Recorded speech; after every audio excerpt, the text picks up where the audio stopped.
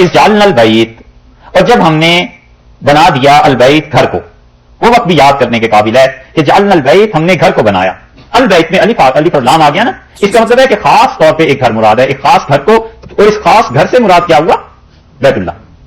ہم نے کعبۃ اللہ کو بنایا مثابۃ للناس، لوگوں کے اجتماع کی جگہ، لوگوں کے بار بار لوٹنے کی جگہ. مثابہ کا لفظ اللہ تعالیٰ نے یہاں پر استعمال فرمایا ہے، اور مثابہ کا لفظ اگر آپ سمجھ لیں تو قرآن پاک کی بہت سی آیات حل ہو جاتی. دیکھو بھائی، لفظ ہے صوبہ، اور صوبہ کا مطلب ہے کسی چیز کا اصل حالت کی طرف لوٹ آنا. ایک مطلب یہ ہے کہ کوئی چیز اپنی اصل حالت کی طرف لوٹ آئے، اور اس کا دوسرا مطلب یہ ہے کہ غور اور فکر کرنے کے بعد انسان کسی نتیجے پر جو پہنچتا ہے تو وہ در حقیقت اپنے غور اور فکر کی ابتدا میں آ جاتا ہے نا، تو اسے بھی کہتے ہیں.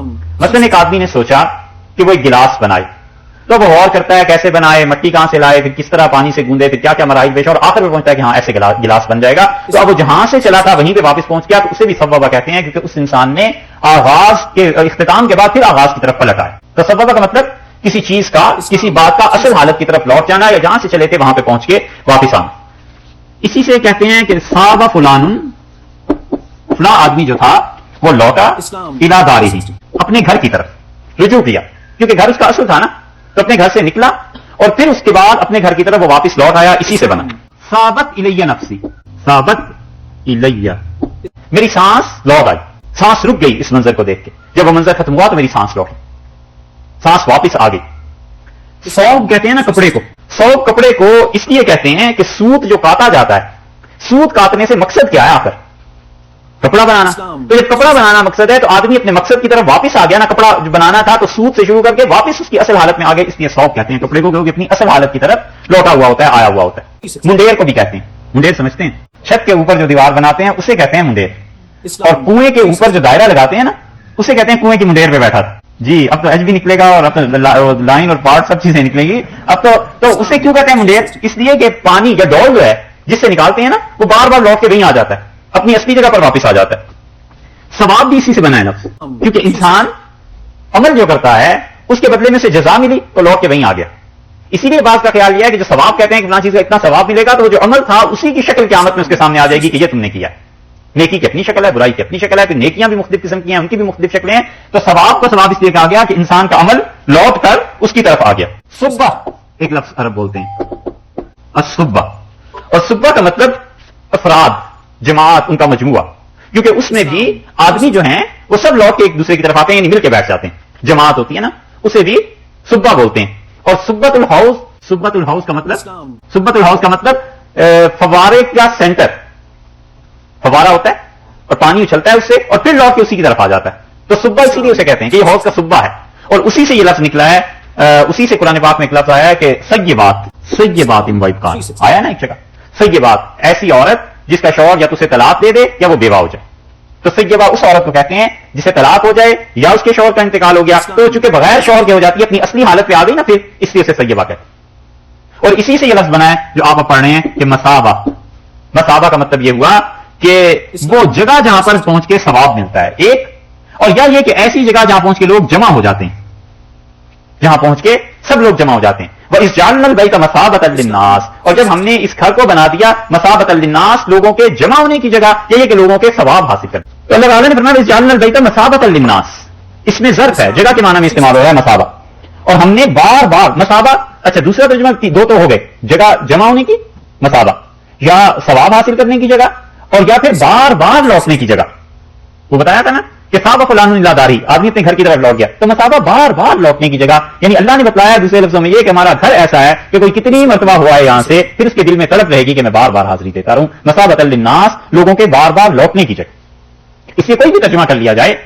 اور جب ہم نے اپنے گھر کو بنایا لوگوں کے اکٹھا ہونے کی جگہ، یہ بھی ترجمہ ٹھیک ہے. اور جب ہم نے اپنے گھر کو ایسا بنا دیا جہاں آنے سے لوگوں کو ثواب ملتا ہے تو بھی ٹھیک ہے. اور وہ جگہ یاد کرو جعلنا البیت، ہم اپنے گھر کو بنایا مثابۃ للناس، جہاں بار بار لوگ آتے ہیں، یا یہ کہ لوگ جمع ہوتے ہیں، یا یہ کہ ثواب حاصل کرتے ہیں. سب ترجمے درست ہو گئے. مثابۃ للناس لوگوں کے لیے. مثاب تو تھا اصل میں یہ جو تن ہے نا، تا اوپر دو زبریں، یہ مبالغے کے لیے. مثاب تو تھی اصل بات، اور تن جو ہے یہ مبالغے کے لیے، شدت پیدا کرنے کی، بہت زیادہ ثواب کمانے کی. بہت زیادہ لوگ لوٹ لوٹ کے وہاں آئیں گے بار بار، یا بہت زیادہ لوگوں کے اکٹھا ہو جانے کی جگہ. جب ہم نے اس گھر کو ایسا بنایا وہ امنا، اور امن بنا دیا. بڑی اچھی بات جساس رازی رحمۃ اللہ نے لکھی ہے. وہ کہتے ہیں بظاہر یہ خبر ہے, خبر اور حکم میں فرق آپ سمجھتے ہیں, ٹھیک ہے. خبر تو جیسے آپ کہتے ہیں کہ فلاں آدمی پاکستان چلا گیا, خبر دے دی آپ نے کہ یہ ہوا ہے, اور ایک آپ کہتے ہیں کہ تم جاؤ, تو یہ حکم ہو گیا نا. تو خبر اور حکم میں فرق ہے. جساس رحمۃ اللہ علیہ کہتے ہیں اللہ نے یہ جو کہا ہے نا وہ امنا, اس کا مطلب بظاہر تو ہے خبر کہ ہم نے امن کی جگہ بنایا ہے بیت اللہ کو, لیکن حقیقت میں یہ امر ہے کہ وہ امنا, اور دیکھو وہاں امن قائم رکھنا, کبھی وہاں فساد کی بات نہ سوچنا. مسابت للناس, ہم نے انسانوں کے امن کی جگہ بنا دیا ہے, اور ہم نے بیت اللہ کو بنا دیا ہے کیا لوگوں کے اکٹھا ہونے کی جگہ. ایسی کمال کی بات ہے کہ آپ اس ایک لفظ پر غور کیجئے جو اللہ نے فرمایا کہ امنا, ہم نے امن کی جگہ بنا دیا ہے. کیوں؟ ظاہر ہے اس لیے کہ لوگ آ کے عبادت کریں, وہاں آ کے لوگ اپنے عقیدے کے مطابق دین کو پھیلائیں, دین کا کام کریں. یہ امن ایسی چیز ہے کہ جس معاشرے میں قائم ہو جاتا ہے وہاں لوگ دین اور دنیا ہر میدان میں ترقی کرتے ہیں, اور جہاں بھی امن کی صورتحال نہیں رہتی ٹھیک وہاں گڑبڑ ہو جاتی. اس لیے جتنی اسلامی حکومتیں اب دنیا میں ہے نا, بڑا مسئلہ یہ ہے کہ کسی طرح وہاں امن پیدا ہو جائے, امن پیدا ہو جائے لوگوں کی جان کے تحفظ کے لیے, امن پیدا ہو جائے لوگوں کے حقوق کے تحفظ کے لیے کہ انصاف ملنے لگے, امن پیدا ہو جائے لوگوں کو معاشی طور پہ ان کی جو ریکوائرمنٹس ہیں وہ پوری ہونے لگیں. اگر یہ کہیں بھی ہو جائے تو یہ دین خود بخود پھیلے گا. اس دین میں بڑی جان ہے, بڑی طاقت, بڑی قوت. امن نہیں ہے کہیں. نتیجہ یہ کہ جن ممالک میں امن ہے, جان کو تحفظ ہے, مال کو تحفظ ہے, حقوق کو تحفظ ہے, عدالت تحفظ دے دیتی ہے, معیشت کو تحفظ ہے, وہاں کے لوگ چاہے وہ کتنے ہی بدماش ہوں, کتنے ہی ظالم ہوں, دنیا میں جو کچھ مرضی کر رہے ہوں, جو ان کے شہری ہو گیا اس کو امن نصیب ہو گیا نا, اب وہ جس مذہب ملت سے تعلق رکھتا ہے وہ اس کے لیے پھر کام کرتا ہے. اور اگر وہ کفر ہے اس کا مذہب تو پھر تو ویسے ہی خدا کی لعنت ہے, اور اسلام ہے اس کا مذہب تو مسلمان پھر کام کرتا ہے. مسلمان کو جب امن مل جاتا ہے تو پہلی چیز جو دل میں اٹھتی ہے وہ یہی کہتا ہے تم مسلمان ہو, اسلام کے لیے ہمیں کام کرنا چاہیے, چاہے وہ ڈائریکشن کوئی بھی اپنا لے, مگر اسلام کے لیے امن ایسی چیز ہے. یہ امن نہیں رہا, امن پیدا ہو جائے بہت سے کام درست ہو جائیں. بس جعلنا البیت مثابۃ للناس و امنا, امن کی وہاں بھی ضرورت تھی. اللہ نے فرمایا ہم نے امن وہاں بنا دیا, ایک یہ کہ وہاں امن قائم رکھنا. اس سے مراد یہ ہوگی کہ وہاں جو حکمران ہیں ان کو آرڈر دیا کہ وہاں امن قائم رکھنا. واتخذوا, اور بناؤ, من مقام ابراہیم, حضرت ابراہیم علیہ الصلوۃ والسلام کے کھڑے ہونے کی جگہ کو مصلی, نماز پڑھنے کی جگہ بناؤ. مقام ابراہیم وہ ہے جہاں پہ ابراہیم علیہ الصلوۃ والسلام نے جس پتھر پر کھڑے ہو کے بیت اللہ کی تعمیر کی, اور ابھی تک وہ محفوظ ہے. وہ پتھر جو ہے اس پہ حضرت ابراہیم علیہ الصلوۃ والسلام کے پاؤں کا نشان بھی ہے, اور وہ نشان آپ دیکھیں گے جیسے ہمارے ہاں 7 نمبر کا پاؤں ہوتا ہے, 6 نمبر کا, ایسا ہے وہ پاؤں. اور فقہا نے لکھا ہے کہ ہر آدمی کا پاؤں اس کے ہاتھ کی 1 بالشت اور 2 یا 3 انگلیوں کے برابر ہوتا ہے. اور وہ کہتے ہیں کہ جتنا بھی اس کا پاؤں ہوتا ہے اس سے 8 یا 9 گنا انہوں نے لکھا ہے کہ اتنا اس کا قد ہوتا ہے, یا 6 اور 7 کے درمیان, یا 8 اور 9 کے درمیان. یہ شامی میں بحث ہے, ایک فقہ کی کتابوں میں ایسی چیزیں آتی. خیر, ارشاد فرمایا کہ واتخذوا من مقام ابراہیم مصلی, اور ابراہیم علیہ الصلوۃ والسلام کے نماز پڑھنے کی جو جگہ ہے اس کو بنانا تم, جو بیت اللہ کے قیام قائم کرنے کی جگہ ہے اس کو تم بنانا مصلی, نماز پڑھنے کی جگہ. محققین کہتے ہیں کہ یہاں پہ اللہ تعالیٰ نے یہ کیوں کہا ہے کہ مقام ابراہیم, ابراہیم علیہ الصلوۃ والسلام کے قیام کھڑے ہونے کی جگہ. اور وہ کہتے ہیں کہ اصل بات اتنی سی ہے کہ جہاں پہ انبیاء علیہ الصلوۃ والسلام کا قیام ہوتا ہے, جہاں ان کی ولادت ہوتی ہے, جہاں ان کی قبر ہوتی ہے, وہ اللہ کی رحمتوں کا خاص مرکز ہوتا ہے, محبت ہوتا ہے. اور اگر لوگوں میں اس سے عقیدے میں خرابی آنا شروع ہو جائے تو پھر لوگوں کو ان چیزوں سے روکنا چاہیے. لیکن در حقیقت جہاں انبیاء علیہ السلام کی قبر ہوتی ہے اور جہاں وہ پیدا ہوتے ہیں وہ بڑی خدا کی خاص رحمتوں کو اس پہ نزول ہوتا ہے. اور دنیا میں کوئی قبر محفوظ نہیں انبیاء علیہ السلام کی سوائے رسول اللہ صلی اللہ علیہ وسلم کے. ان کی قبر حتمی اور یقینی طور پر ہے, باقی جتنی بھی قبریں ہیں جتنوں کے متعلق کہا جاتا ہے وہ نہیں. ٹھیک ہے, اس پہ علی رضی اللہ عنہ کی قبر ہے کوفہ میں, ہم گئے تو اس کے ساتھ 2 بڑی بڑی قبریں اور بھی ہیں. تو جو لوگ وہاں تھے میں نے ان سے پوچھا یہ کس کی قبر ہے, ان کا آدم علیہ السلام کی. میں نے کہا یہ کس کا, نوح علیہ السلام. میں نے کہا آدم علیہ السلام کی قبر کہاں سے آ گئی, ان کا تو قد اتنا بڑا تھا حدیث میں آیا ہے, اور نوح علیہ السلام کی قبر کہاں سے آ گئی. میں نے کہا یہ کیسے ہو سکتا ہے, اور طوفان نوح جو آیا تھا اس میں آدم علیہ السلام کی قبر نہیں مٹ گئی, وہ سارا اس علاقے میں آیا تھا. تو مجھے بڑا غور سے دیکھتا رہا, اور پھر مجھے کہنے لگا کہ ناصبی, یعنی تم ناصبی ہو, حضرت علی رضی اللہ عنہ کے مخالف ہو. میں نے کہا نہیں, میں امیر المومنین رضی اللہ عنہ کا مخالف نہیں ہوں, میں اس کا نکلو یہاں سے. بس ہاتھ پکڑ کے باہر نکال دی. مطلب عقل آدمی گم کر کے پھر جائے, کیونکہ اس آدم اور نوح علیہ السلام کی قبریں کہاں دنیا میں باقی, کسی کی بھی باقی نہیں ہے. جو بھی تخمین, قیاس, بس اس طرح کی چیزیں. حضرت ابراہیم علیہ الصلوۃ والسلام کی قبر حتیٰ کہ باقی نہیں. جو کچھ کہتے ہیں بس ایسے ہی ہے. ایک رسول اللہ صلی اللہ علیہ وسلم کی قبر مبارک ہے حقیقتاً وہی, کیونکہ مستقل امت میں ہر دور میں لوگ وہاں حاضری دیتے. اور اسی لیے رسول اللہ صلی اللہ علیہ وسلم جب گئے ہیں معراج میں تو 11 یا 13 جگہ رسول اللہ صلی اللہ علیہ وسلم نے اتر کے نماز پڑھی, اور ان میں سے نسائی کی روایت میں صحیح احادیث میں آیا ہے کہ جبریل امین نے آپ کو بتایا کہ یہ وہ جگہ ہے جہاں سے عیسیٰ علیہ الصلوۃ والسلام پیدا ہوئے تھے. تو رسول اللہ صلی اللہ علیہ وسلم اترے اور حدیث میں آیا 2 رکعتیں آپ نے پڑھی. تو یہ سب چیزیں ان لوگوں کے لیے ہیں جن کا عقیدہ درست ہو اور اپنے طور پہ کوئی عمل کر لے. وگرنہ عام لوگوں میں جب بات چلی جاتی ہے تو لوگ پھر اپنے مشائخ کی قبریں, پھر مشائخ کے بیٹھنے کی جگہ اور کیا کیا لمبی باتیں کرنا شروع کر دیتے ہیں. نہ تو اس مبالغے میں جانا چاہیے اور نہ بالکل ہی انکار کر دینا چاہیے. اعتدال کی راہ رکھنی چاہیے کہ اصل ہے ان چیزوں کی. لیکن یہ کہ اگر عقیدہ خراب ہوتا ہو پھر ایسے نہیں کرنا چاہیے. امام شافعی رحمۃ اللہ علیہ نے خود لکھا ہے کہ میں نے اپنے بچپن میں مکہ مکرمہ میں ائمہ کو دیکھا، اماموں کو، یعنی بڑے بڑے لوگوں کو جو مکہ مکرمہ میں قبریں پکی بنا دی گئی تھیں ان کے گرانے کا حکم دیتے تھے. کن چیزوں کو گراؤ. اور امام شافعی رحمۃ اللہ علیہ تبع تابعین میں سے ہیں، تو انہوں نے جن کو دیکھا ہوگا وہ یقیناً تابعین کے درجے تک تو ہوں گے، تو بڑا مقام تھا ان اثرات کا. اس لیے دونوں ایکسٹریم سے بچنا چاہیے. نہ تو یہ کہے کہ ان چیزوں کی کوئی اصل ہی نہیں، اور نہ یہ کہے کہ ان چیزوں کی اصل اتنی بھی ہے کہ خود میرے بعد مرنے کے میری جگہ کو بھی ذرا مرکز بنا دینا. ہاں یہ سب چیزیں حد اعتدال سے ہٹ جانے کی. اور اسی وجہ سے حضرت عمر رضی اللہ عنہ جیسے آدمی کے لفظ آئے جو بیت اللہ میں گئے تو انہوں نے حجر اسود کو کہا کہ میں جانتا ہوں تم میں کوئی نفع اور نقصان نہیں ہے، اور اگر میں نے رسول اللہ صلی اللہ علیہ وسلم کو نہ دیکھا ہوتا کہ تمہارا بوسہ لے رہے تھے میں کبھی تمہیں بوسہ نہ دیتا. ان جیسے آدمی توحید کے معاملے میں جن کا موقف یہ تھا، وفات سے پہلے حضرت عبداللہ بن عمر رضی اللہ عنہ کو بلایا اور کہا جا کے حضرت عائشہ رضی اللہ عنہ سے کہو کہ اگر وہ اجازت دیں تو میں چاہتا ہوں میرے جو دونوں بزرگ تھے جو دنیا سے چلے گئے ان کے ساتھ مجھے قبر کی جگہ مل جائے. اور جا کر یہ نہ کہنا، احتیاط دیکھو، فرمایا یہ نہ کہنا کہ امیر المومنین نے بھیجا، کیونکہ آج کے دن میں نے تمہارا کوئی کام نہیں کیا صبح سے تو میں تمہارا امیر نہیں، یعنی جس دن کام نہیں کرتا کوئی اس دن وہ امیر نہیں رہتا. اور فرمایا کہ ان سے یہ درخواست کرو. تو عبداللہ بن عمر رضی اللہ عنہ کہتے ہیں میں جب لوٹا ہوں تو برابر ان کی نگاہ دروازے کی طرف لگی ہوئی تھی. تو میں نے عرض کیا کہ بشارت ہو آپ کو. اور عائشہ رضی اللہ عنہ نے کہا وہ جگہ میں نے اپنے لیے رکھی تھی اور عمر کو میں اپنی جان پہ ترجیح دیتی ہوں، ان کو کہو ان کے لیے ہم قبر بنائیں گے. تو اس پہ عمر رضی اللہ عنہ نے کہا کہ اکبر ہمی، سب سے بڑا بوجھ میری طبیعت پہ یہی تھا کہ وہاں قبر کی جگہ ملے گی یا نہیں ملے گی. اور پھر بھی فرمایا کہ مجھے غسل دینے کے بعد میرا جنازہ وہاں رکھ دینا اور پھر ام المومنین سے پوچھنا، ایسے نہ ہو کہ میرے روب کی وجہ سے وہ یہ بات کر رہی ہوں اور اگر اس وقت وہ نہ کر دیں تو مجھے جنت البقیع میں دفن کرنا عام مسلمانوں کے ساتھ. تو رسول اللہ صلی اللہ علیہ وسلم کے قرب میں اور ان کے پاؤں مبارک میں یا اس جگہ میں کوئی چیز تو تھی کہ عمر رضی اللہ عنہ جیسا انسان کہتا ہے کہ مجھے وہاں دفن کرنا. تو اس لیے ان چیزوں کا سرے سے انکار کرنا بھی مناسب نہیں اور وہ دوسری حد بھی مناسب نہیں. اللہ نے فرمایا مقام ابراہیم مسل، اور ابراہیم علیہ الصلوۃ والسلام کے قیام کی جگہ کو نماز کی جگہ بنا لو.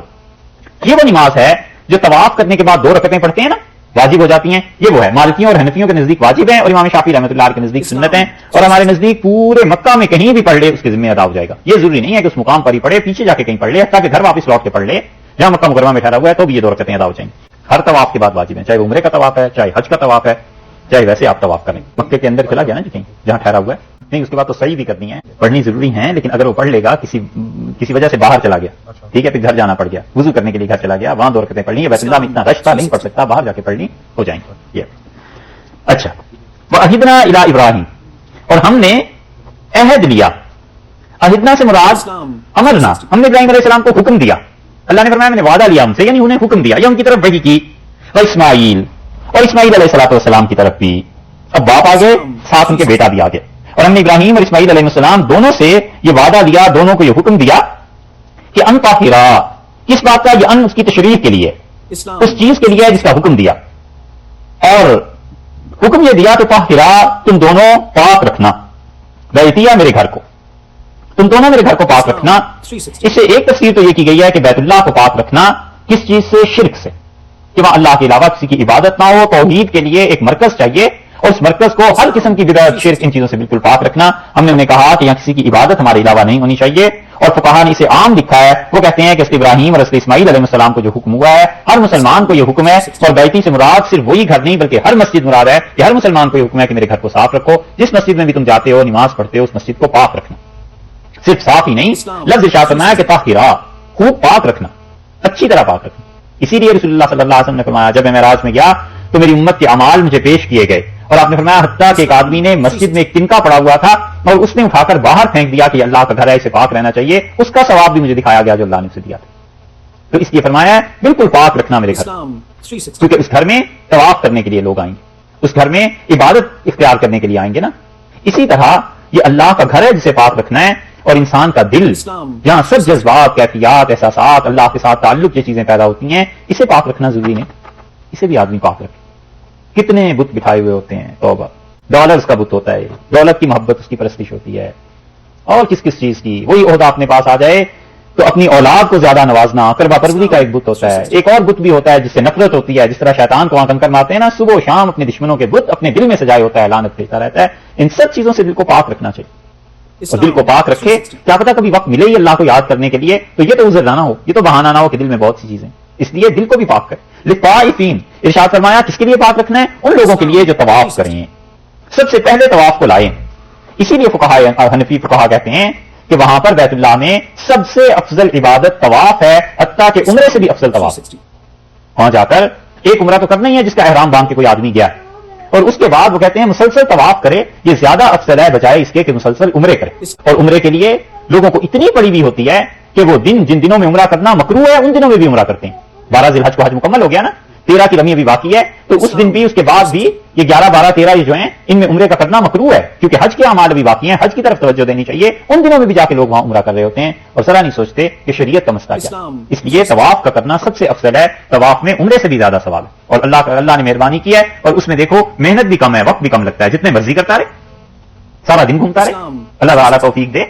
تو اس لیے عمرہ 1 2 کر لے بس، باقی طواف کرے۔ اسی لیے یہاں سب سے پہلے ذکر فرمایا کہ میرے گھر کو پاک کرنا ان لوگوں کے لیے جو طواف کریں، والعاکفین، اور ان کے لیے جو یہاں آ کر اعتکاف کریں۔ اعتکاف کا مطلب اللہ کی عبادت کی نیت سے مسجد میں ٹھہر جانا۔ کتنا ٹھہرے؟ 1 منٹ کے لیے بھی اگر ٹھہر گیا تو وہ اعتکاف ہے اس کا۔ حنفی فقہا کے یہاں اسی لیے وہ کہتے ہیں کہ جب بھی مسجد میں داخل ہو اعتکاف کی نیت کر لے کہ اللہ جب تک میں مسجد میں ہوں اس وقت تک اعتکاف کرتا ہوں، 1 گھنٹہ 15 منٹ 10 منٹ جتنے بھی نماز پڑھتا ہے اسے اعتکاف کی عبادت کا ثواب بھی ملے گا، اور جو بھی عبادت باقی کرے گا اس کا بھی ثواب ملے گا۔ اور دوسرا اعتکاف وہ ہے جو رسول اللہ صلی اللہ علیہ وسلم نے کیا، اور وہ رمضان کا آخری عشرہ کہ 10 دن اعتکاف کیا، اور رسول اللہ صلی اللہ علیہ وسلم سے یہ بھی ثابت ہے کہ اپنے دوسرے عشرے کا اعتکاف کیا، اور یہ بھی ثابت ہے کہ پہلے عشرے کا یعنی پورے رمضان کا بھی اعتکاف ثابت ہے، لیکن جو سنت موقدہ ہے اصل وہ آخری دن، آخری 10 دن والرکوع۔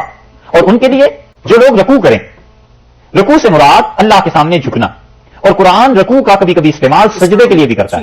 حضرت داؤد علیہ السلام کے متعلق آیا ہے کہ ظن داؤد انما فتنا، اور حضرت داؤد علیہ السلام انہوں نے جان لیا کہ اللہ نے انہیں آزمایا ہے، تو اس موقع پر جو رکوع کا لفظ آیا ہے اس سے مراد سجدہ ہے۔